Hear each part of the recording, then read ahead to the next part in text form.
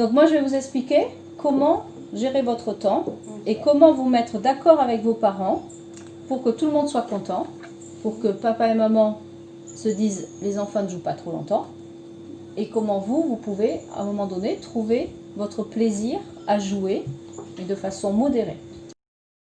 Pour définir un écran, pour vous c'est quoi un écran? Pour moi, c'est quelque chose qui illumine et qu'à l'intérieur ça bouge. D'accord. Qui illumine, c'est-à-dire qu'il y a des petites lumières, tu entends parler souvent des petites lumières qui font mal aux yeux, c'est ça? Oui. D'accord. Et quel genre d'écran vous connaissez? Les ordinateurs, la Switch, télé. la PlayStation, la télé, l'ordi, Ouais. le téléphone. Le téléphone. Le soleil. Non, c'est pas un écran, le soleil. Donc tout ça, ce sont des écrans. Les tablettes. Effectivement.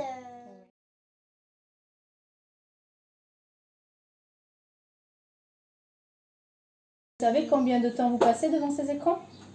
Plutôt 24 heures. 24 heures? Et toi? 3 heures. Par semaine? Tu passes 3 heures par semaine? Tu crois? 4 heures, 3 heures ou 5 heures. Par semaine. Alors on va évaluer le temps que vous passez devant les écrans. D'accord? De façon à vous rendre compte, parce que bien souvent, quand on vous dit arrête, ça fait déjà 2 heures, 3 heures que tu es sur la télé, le téléphone, etc. Et vous n'avez pas l'impression. D'accord? Donc je vais vous montrer moi comment gérer le temps, comment comptabiliser de façon un petit peu plus sûre. D'accord? Est-ce que vous pensez que les écrans, c'est bon pour vous ou mauvais? Ou lequel a plus? Le plus mauvais de tous les écrans, C'est l'ordinateur et les téléphones. c'est la télévision. Le plus mauvais, c'est la télévision. Oui. Pourquoi? Parce que quand on regarde un dessin animé, Oui. on voudrait que le personnage bouge comme ça, mais il ne va pas forcément bouger comme ça. D'accord. Effectivement. Et sur un ordinateur, qu'est-ce qui se passe? On peut choisir les mouvements du personnage. Ok. Et si tu perds? Je peux améliorer ma La capacité. stratégie pour mieux réussir. D'accord. Donc si ton personnage meurt, tu n'abandonnes pas? Non, Jamais. jamais.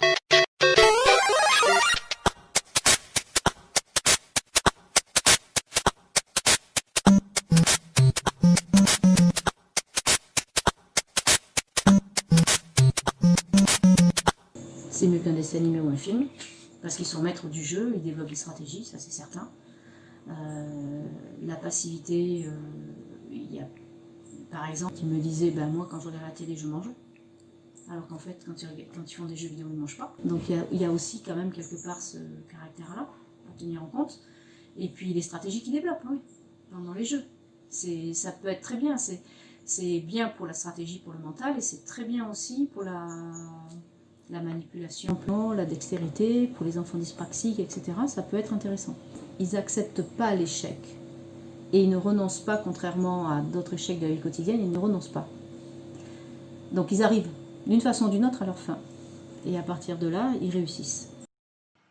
Pour mettre en place l'astuce de Nathalie sur les billes du temps, il vous faut 2 pots transparents, l'un étiqueté les billes du temps et le second étiqueté les billes du temps passées devant les écrans. Il vous faut également un sac de billes ou de perles, un minuteur et une feuille A4 qui vous permettra de rédiger avec votre enfant ce contrat. Ce contrat est important et il faut y préciser des termes clairs, à savoir ce que l'on entend par des écrans et définir le temps par semaine qui sera incompressible. Sauf grosse bêtise. Une négociation s'engage où il est important de laisser les derniers mots à votre enfant afin de le motiver et de le responsabiliser. Cette astuce permet de limiter les conflits parents-enfants lorsque le temps est écoulé. Pour que cela fonctionne effectivement, il est nécessaire que le contrat soit respecté par l'enfant et par les parents.